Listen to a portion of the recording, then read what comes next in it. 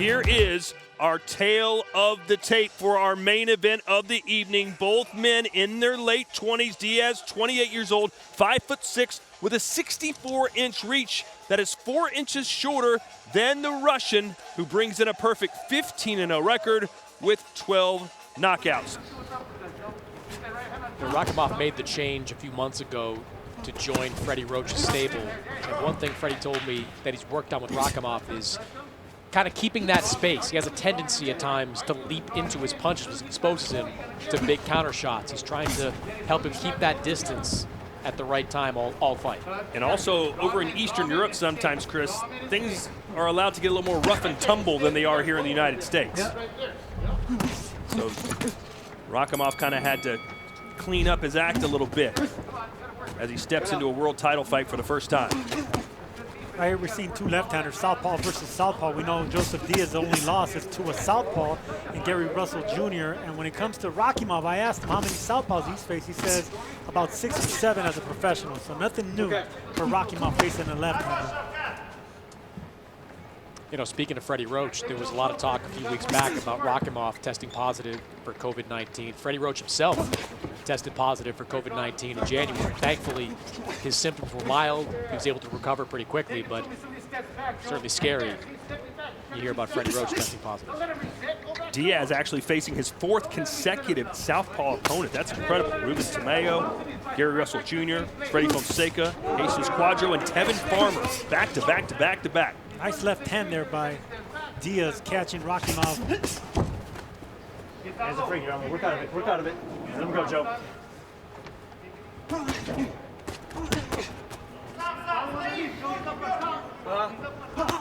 A win over Diaz certainly propels Rakhimov on to some big fights.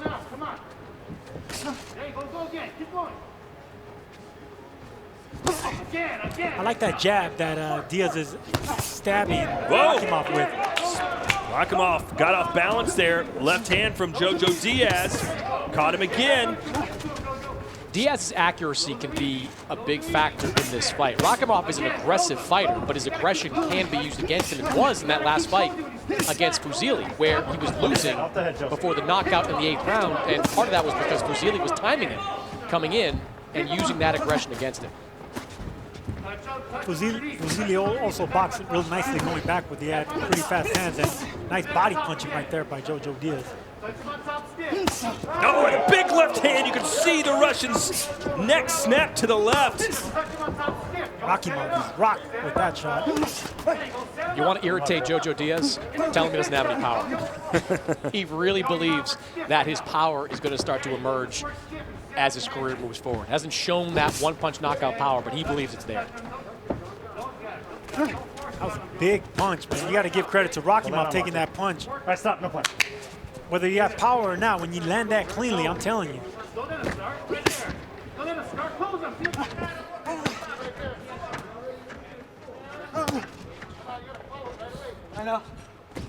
Well, Jojo Diaz, when informed of the comments from Farmer yesterday, said, "Don't worry, I will fight him again. I'll beat him. In fact, I will end his career." So he is not affected at all, apparently, from the shouts from those outside the ring here tonight. But he's got a fight on his hands here with Rakhimov as blood starts to trickle out of his nose. But another straight left hand. Sergio, that seems to be the punch that's landing the most. Rakhimov starting off real aggressive here, and that's what he needs to do with Diaz taking the momentum. But Diaz is feisty too. He's coming back with the shots of his own.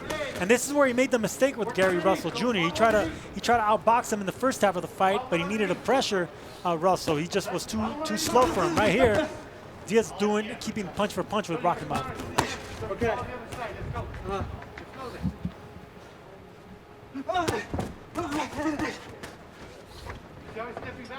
Earlier you said we were going to have a lot of blood here tonight, Sergio, and we see some now dripping onto the chest of Diaz Jr. Yeah, it looks like Diaz's nose is bleeding. Of course, in his fight against Tevin Farmer, one of the nastiest cuts you'll see. I don't know how he completed that fight, but somehow that cut cooperated. So the pandemic may have been a blessing in disguise, as it gave him plenty of time to have that cut heal. Oh, nice snapping shot again as Rakhimov fires back. Rakhimov is timing Diaz down. He's already found the distance nicely. Body shots there by JoJo. Now, both these guys are committed body punchers. Rakhimov, one of his best punches, that left hook to the body. The combination finished off with the left. Don't wait for him to start. Put it on him again. Go. See? Let him start. You got to control. All right, stop. No punch. Straight back.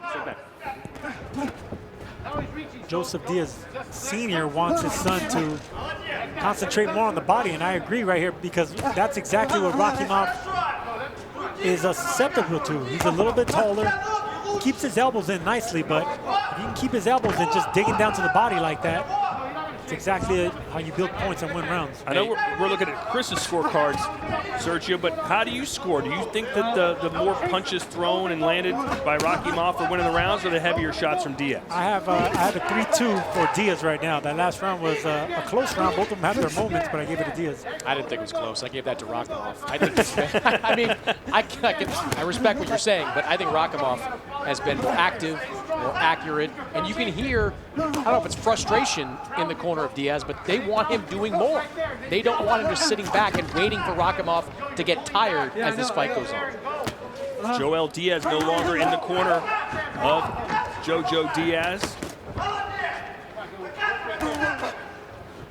See that right there? These are punches that aren't landing, but they look good for the judges right now. So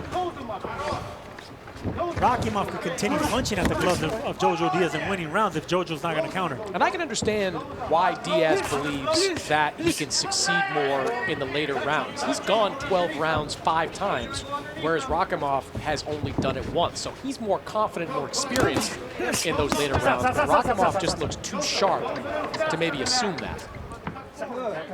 Don't turn around. Let's go. Go when he cuts, when he's taking off, he's cutting it. Go. Don't wait for him. You got to cut him and go. Damn it. Let's go. Oh, nice shot there. The best one perhaps of the fight by Rakhimov, who even enjoyed his own work. Stop. JoJo holding on until he got buzzed and rocked by that shot. Joe, back up. Don't do that, all right? Let's go. Rakhimov thinks JoJo's hurt a little bit. That's the problem when you start putting on too much pressure. You're going to be susceptible to big punches and counter shots like that. Always got to fight behind that jab. Rakhimov with an 80% knockout ratio. He does have power.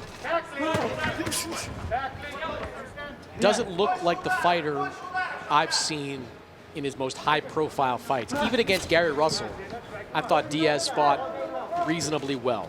I thought he stuck to Oh, nice left hand there from Rakhimov, and that physically moved Diaz. And you can see that woke something up inside of him, and he's firing back now, and we're finally getting the action we hope for. There's the power of Rakhimov. He has it with that left hand. I thought it was Diaz. I think they both landed left hands right there because I saw Diaz land a nice shot on Rakhimov. Yeah, but I think Diaz got the worst of it. It was a cleaner punch by Rakhimov. Right hand from Rakhimov. They're both exchanging big left hands. Stop. I know, but if he's holding, you can't get back here. Time. Here we're going to see the exchange of left hands, and JoJo landed right there from that angle cleanly. 2 left hands and then that right hook. But from this angle right here, you're going to see Rakhimov landing his left hand cleanly. It's just a back and forth close fight. Sergio, how challenging is it in that No last punch, round No punch. of a championship level fight or a big fight to do that, to just let your hands go and throw caution to the wind? Well, whenever you're getting timed, like I just said, by hooks by JoJo Diaz, and he's been, I mean, JoJo's a former champion. Now, he was introduced as a former champion, but he's been to this level, the 11th and 12th round, and he knows how to slow things down. That's what he's doing here. That's why he's Nice controlling. right hand by Diaz. I mean, he's closing the show now, Diaz. In a close fight, Diaz is closing out the show like a champion. There's a power punch landing for Rakhimov. This has been a fight-saving finish, though, for JoJo Diaz, who looked like he was in big trouble in those middle rounds. But we talk about the conditioning, problematic, sure, in this fight for Diaz, who missed weight, but he has been the better conditioned fighter in these last few rounds.